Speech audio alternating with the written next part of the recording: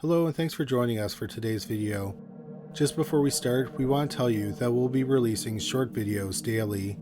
You can watch them here on YouTube, but we'll also be posting them on TikTok and Instagram. Links to both our Instagram account and TikTok account are in the description box. Thank you so much for your time. Without any further delay, here's this week's video. Number 3. Neville Ebbin and Erskine Ebbin.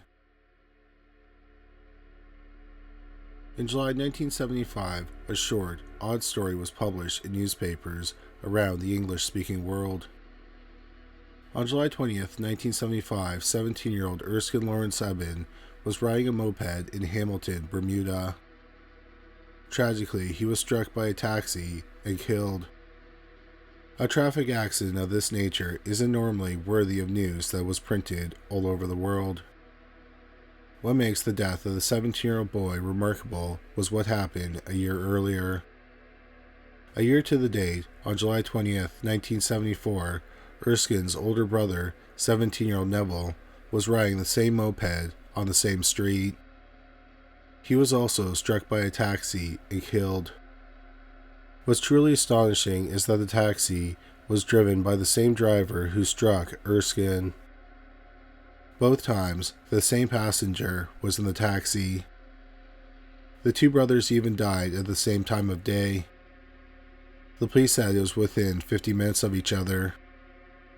The case of the two brothers who died at the same age on the same day a year apart while driving the same moped, who were hit by the same taxi driver who was driving the same passenger, fascinated readers around the world. Number 2. Thomas Cottle and Sonny Graham.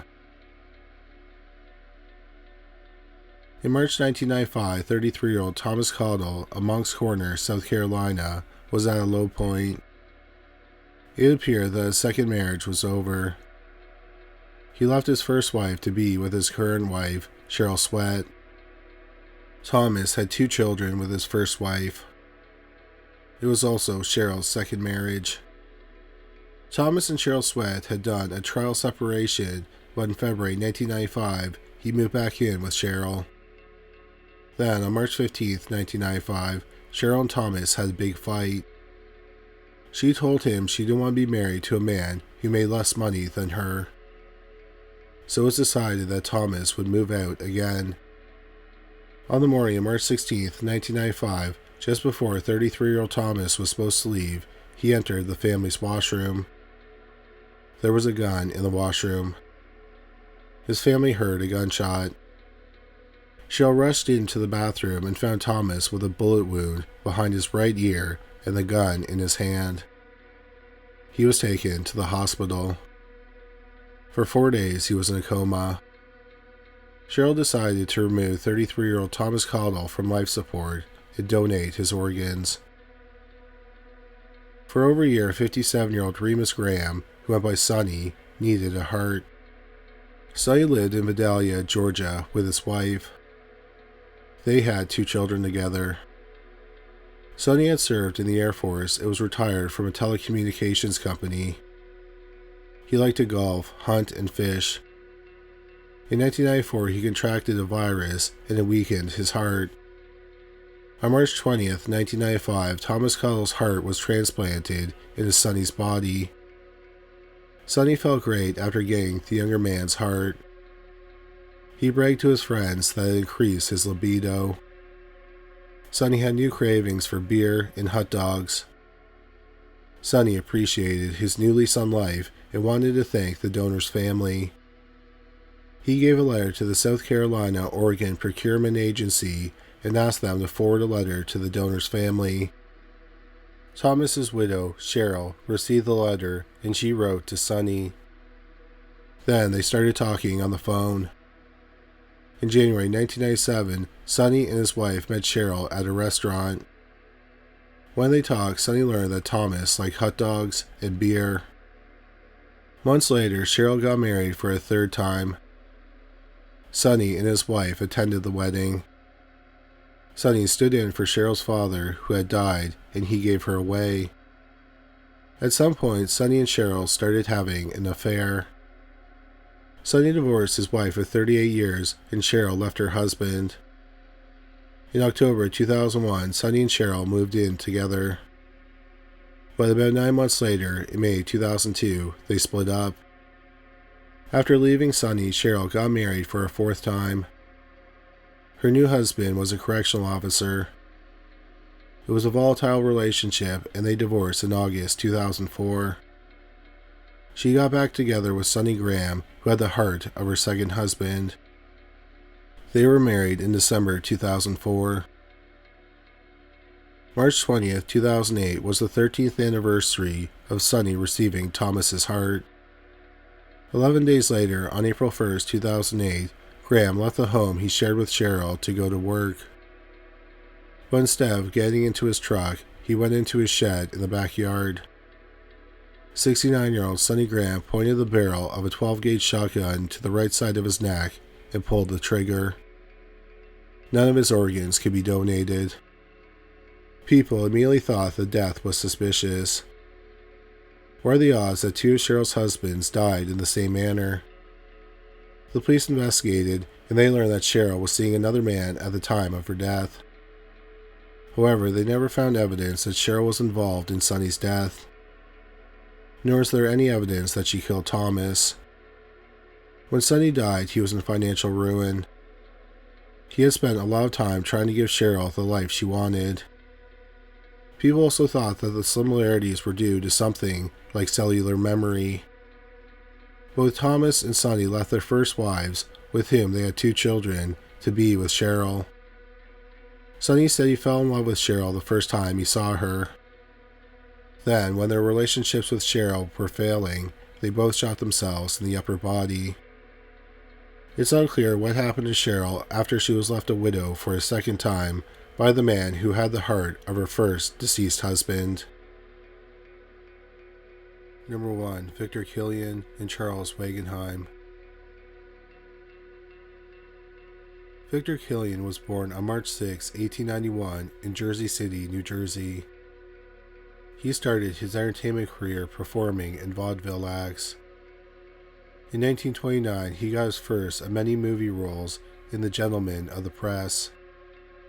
Kilian developed his skills as a character actor and worked continuously from the late 1920s to the early 1950s. During the Red Scare, because of his political views, Kilian was blacklisted in the 1950s. He returned to working in film and television in the 1960s. Kilian appeared in dozens of westerns. In 1942, Kilian was acting in Cecil B. DeMille's Reap the Wild Wind. While staging a fight with the star, John Wayne, Kilian was injured and blinded in one eye. One of Kilian's most notable roles was in the satirical soap opera Mary Hartman, Mary Hartman. He played Raymond Larkin, the grandfather of the titular character. In March 1959, Kilian had a small role in the sitcom All in the Family.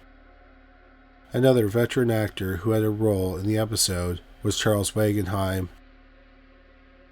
Wagenheim's life and career parallel Kilian's in many ways. Wagenheim was born in Newark, New Jersey, about 9 miles east of Kilian's birth city, Jersey City. Wagenheim was born on February 21, 1896, 4 years, 11 months, and 15 days after Kilian. His first acting credit was an uncredited role in 1929's The Trial of Mary Dugan. His second role was another uncredited role. He played a newspaper boy in The Gentlemen of the Press, which was Victor Kilian's first movie. Like Kilian, Wagenheim had a prolific career as a character actor. He appeared in dozens of westerns. However, unlike Kilian, who played villainous characters, Wagenheim often had comedic roles. Kilian and Wagenheim appeared in one other film together, 1951's The Tall Target. Both had uncredited roles, and they do not share a scene in the movie. Both also had roles on the show Gunsmoke and Kojak, but they appeared in different episodes. They first appeared together in the same scene in Season 9, Episode 24 of All in the Family. They are both characters in the lobby of a seedy hotel. Kilian is the clerk, and Wagenheim is an unhoused man. Although there are many similarities between the two men, there is no evidence that they knew each other. March 6, 1979 was Victor Kilian's 80th birthday. It was a few weeks before the episode of All in the Family in which they both appeared was set to air. That day, 83-year-old Charles Wagenheim was found beaten to death in his Los Angeles apartment. The police never revealed what instrument was used to kill Wagenheim. Nothing was stolen, and there were no signs of a break-in or forced entry. 5 days later, 88-year-old Victor Kilian was found beaten to death in his home. He was struck from behind while watching TV and eating a snack. His home had been ransacked, but nothing appeared to have been stolen. There were no signs of a break-in or forced entry. Because the victims and crimes were so similar, the police believed that the same person or people possibly committed them. But the police never found any evidence of this. 3 months after the murders, the police made arrests in the murder of Charles Wagenheim. Wagenheim's wife had a stroke 3 years earlier, and a nurse, 24-year-old Stephanie Boone, was helping care for her. Shortly before he was murdered, Wagenheim accused Boone of stealing money from him. Boone pleaded guilty to voluntary manslaughter. He was sentenced to 8 years of prison. The murder of Victor Kilian has never been solved. It's believed he knew his killer, and he either let them in or the killer had a key to his home. It's been 46 years since Victor Kilian was murdered, and the case is considered cold. Thank you so much for watching today's video. If you enjoyed it, we'd really appreciate it if you subscribed. Also, don't forget to watch our shorts on YouTube, Instagram, and TikTok. Once again, thank you for watching.